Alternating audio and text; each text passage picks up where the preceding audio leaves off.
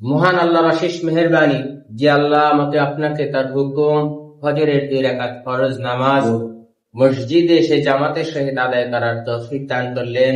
এজন্য আমরা সবাই শুকরিয়া জ্ঞাপন করে বলি আলহামদুলিল্লাহ। আউযু বিল্লাহি মিনাশ শাইতানির রাজিম। বিসমিল্লাহির রহমানির রহিম। ইয়াউমা তুবলাস সারাইর ফামা লাহু মিন কুওয়াতি ওয়ালা নাসির।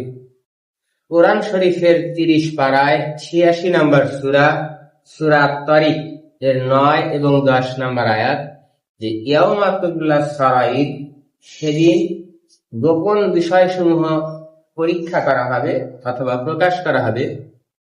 ফামা লাহু মিন কুওয়াতি ওয়ালা নাসির, সেদিন তার কোনো ক্ষমতা থাকবে না এবং কোনো সাহায্যকারী থাকবে না। তাহলে সেদিন বলতে আমরা বলি কিয়ামতের দিন, যাকে ইংরেজিতে বলছে ডে অফ জাজমেন্ট। এই কিয়ামতের কঠিন দিনে, বিচারের দিনে আমার আপনার যত গোপন বিষয় সব প্রকাশ করা হবে।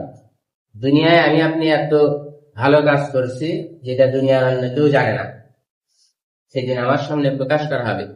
এমন অন্যায় অপরাধ অসত্য কাজ করেছি যেটাও অন্য কেউ জানে না, যেটা দুনিয়ায় অন্য মানুষ জানলে আমি লজ্জার মুখে পড়ে যেতাম, অপমানিত হইতাম। কিন্তু সেদিন আল্লাহ উপস্থাপন করবে। এই যে এটা কেন উপস্থাপন করবে, প্রকাশ করবে, যে আমার উত্তম কাজের প্রতিদান দিবে আর মন্দ কাজের শাস্তি দিবে। ঠিক আছে না?